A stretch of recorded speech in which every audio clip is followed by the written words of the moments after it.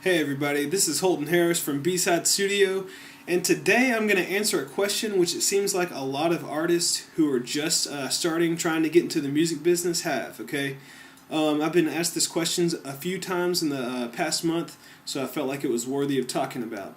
I got this Facebook message here, and it says, "Hey, I'm a struggling singer-songwriter with no producer." In parentheses it says, "Preferred genre of music, R&B, but not limited to."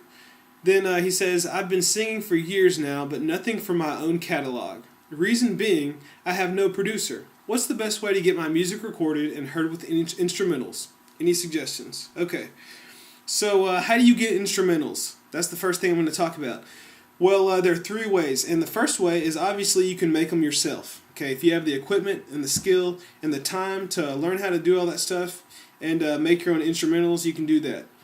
The advantage is the fact that it's customizable. You can play around. You can sit in your, if you have a home studio, you can sit in there all day and you can just come up with your own music. And you don't have anyone looking over your shoulder. You can do it all yourself. When it's all said and done, you have the pride in saying that, hey, I did this, all by myself. So that's the advantage. The disadvantage is that it takes a lot of learning, okay? You're not just going to learn how to be able to record overnight. You're going to have to watch lots of YouTube videos. You're going to have to read lots of articles, talk to other people who record, find out how to do it properly, and how to do it and get the best results, get good quality recordings, okay? It could take years to develop those skills. So if that's the route you're going to go, just be prepared, okay? It's going to be it's going to be a learning experience, okay? The second way you can get instrumentals is you can contract someone to make them for you, okay? If you know a producer or you know a live band, something of that sort that can make your instrumentals or your music for you, you can contract them to make that. The advantage of that is that, once again, it's going to be customizable to some degree because when they make it, if you listen back to it and you say, "Hey, I don't like this part, I want to change that," they can change things. Your producer, your band can change certain parts and make them better, make them the way that you want them, okay? According to your tastes. So there's some customization that you can utilize there if you have someone else make your instrumentals for you. But also, it's going to be a lot more professional. If you're hiring a live band, they do this professionally. They know what they're doing, so it's going to sound really good most likely. If you got a good producer, it's going to sound really good. The mixing is just going to be top-notch, and your instrumental will sound really good. The disadvantage, though, is the fact that if you're hiring someone to do this, it's not going to be for free. You're going to have to pay them a producer's fee, or you're going to have to pay the band a certain fee to do all this for you, okay? So just be prepared for that. It could cost you over $1,000 to have a live band record music that you can perform over.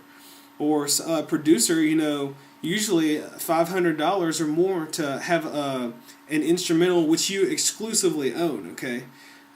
Which that's how it usually goes if you contract a producer to make something for you. Okay, the third way which you can get instrumentals that you can sing to is you can go online and get them. And this is what I would actually suggest doing. If you're just starting out, you're not sure how far you're going to go, you just want to try test the waters, go ahead and go online and look at some of these websites which a lot of producers, they sign up on, and they list their stuff on there. And you can preview different instrumentals, you can listen to them, and pick out something that you like, okay? There's a website called myflashstore.net. You can go there, and their producers sign up on there, and they list their beats or their instrumentals, whatever they have. They list them on there, and you can listen to them and go through them and say, "Hey, I might like that one." And usually you can lease. They have them for lease, okay? And by lease, what I mean by this is you can pay a certain amount to be able to use this instrumental for a specified number of releases that you have, or promotional purposes, specified number of promotional purposes. For instance, if you go on there, lots of beats on there or instrumentals are 99 cents. Okay, so you could lease out. They'll lease you a beat or instrumental for 99 cents, and this will give you the right to use this instrumental, and you can record with it and everything. You can use this for one CD or one album, one mixtape, whatever it is that you're making. So, but you only have that one time that you can use it. You can use it once, but that's it. You can't have any future releases. If so, you're gonna have to pay again, to use it again. So that's kind of how leasing works. It's a good way to get instrumentals if you're just starting out, because it doesn't cost a lot. Say you're gonna make a CD with 10 songs, you need 10 instrumentals, and you get them all at 99 cents. It's only gonna cost you $10. Okay, so that's why I recommend that to people just starting out, because there's not much of an upfront cost.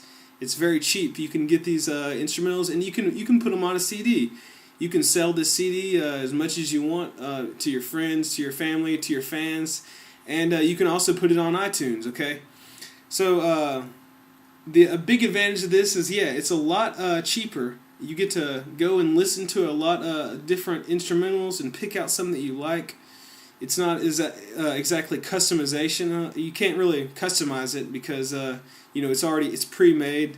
So forget about that. But the disadvantage of that is that a lot of artists can use these instrumentals. You're not going to be the only one with this. It's up on a website. Anybody can get this on lease. So there's probably going to be a lot of other artists out there who have this same music that you have that you're recording over. So that's a big disadvantage of that. But again, that might not mean much to you if you're just starting out and you want to get yourself on something that sounds impressive. Most likely, in your city there aren't going to be just a lot of people who have that same instrumental, who just happen to go on there and pick out the same one that you did or something. So it's just a give or take type of thing. Each method has its own advantages and disadvantages. It's just up to what level you're at, what point you are in your music career, your journey. You gotta decide for yourself what you want to do. Okay, as far as recording goes, once you get your instrumental, you're going to need to record somehow. So again, you can buy the equipment yourself. As the first option. The equipment is expensive. You got to get a good computer, a good audio interface to plug your microphones, your instruments into, and that right there is going to cost you probably a bunch of money. If you want to learn to record, again, that's just have the money ready. Because you're going to have to buy microphones, you're going to have to buy speakers, all kinds of stuff. It's not cheap, and it's a learning process. Again, you're going to have to learn good recording techniques, how to use microphones, different types of microphones, how to use them, all that sort of thing. How to mix. That's a completely different ball game. But anyways, so you can do that. Also, you can go to a professional studio. Have someone, record you in a professional studio. Professional studios usually charge you an hourly rate. It's going to most likely be about $40 an hour for an average studio. So it's the advantage there is that they're probably going to have good sound paneling, good equipment, and whatnot. But the biggest disadvantage is time. I mean, every second you're in there, it's going to be timed. You're going to feel rushed doing it, and if you're not prepared, you're going to waste a lot of time, and it's going to be bad. You probably won't get anything done if you're not prepared. I mean, I'm sorry, but that's just kind of how it goes. So it's going to cost a lot more than if you invested and had your own equipment. It's just, there's nothing else you can say about that. But you can also go to a home studio, okay? As opposed to a professional recording studio, you can go to a home studio. And home studios, most of the time, if you go to a reputable one, they're going to offer you quality services that rival professional studios. So lots of times you can get recordings that sound, pretty good. Most people are not audiophiles. They can't tell the difference between a good guitar recording and a bad guitar recording. They can't tell the difference between a good vocal recording and a bad vocal recording. I mean, so you can go to a home studio and you can record really quality stuff, and most people aren't going to notice the difference. They're going to think that you recorded in LA or something like that. I don't know, but so you can do that, and it's going to be a lot less expensive. Most of the time, half the price of a professional studio, and also sometimes it's not you won't have to pay an hourly fee to record. You can have a project fee. You can negotiate a price with the home studio owner, and you just say, hey, I've got a CD I want to record. How about $250 for this CD? Sure, why not? So then there you have a set price that you pay, and you have a lot of time to record, a lot of time to get it done, and you can get your project done that way, and it's going to sound really good most of the time. I mean, just go anywhere. Go to Home Recording Connection online. Look up soundonsound.com. Go to there's just all kinds of places, home recording, and these guys who have these home recording studios, look, it's impressive, okay? You would not be able to tell that they recorded their stuff in a home, okay? It's really good stuff, and again, if you utilize that, it's going to be a lot less expensive. So that's what that's the method I would suggest. If you get your instrumentals, I would say, go ahead and you just get some beats on lease or instrumentals on lease, and record to those. Go to a home studio that is good, has good quality services. The mixing is really important too. Make sure that they can mix your stuff really well, make you sound. The mixing gives you that edge. If you've got that, the good mixing. That's a very integral part of sounding good. If you're sending this out to labels, or you want it to be sounding good, make sure that they know what they're doing as far as mixing and all that stuff. But so that's what I would do, and that's all I really have to talk about today. So I hope this has been helpful for you. Again, just in conclusion, go online, look for some beats that you can get on lease. Look for some 99-cent ones. Sometimes producers have free beats that you can download and you can record to, so look for those as well. And then go to a home studio if you want to get it done fast, because like I said, if you try and buy your own equipment, it's going to take you a long time before you can get it sounding good, and it's probably going to take you years. I guarantee you that. So if you go to a home studio, that's going to be your most bang for your buck, your most value. If you're just starting out, you don't want to just throw down a bunch of money to get your stuff out there. So I'm going to be posting more and more videos on topics such as this. I'm going to give tutorials on how to use equipment, on all kinds of things. So check out my videos. If you have comments or questions about something that I said, go ahead and let me know. Send me a message, make a comment.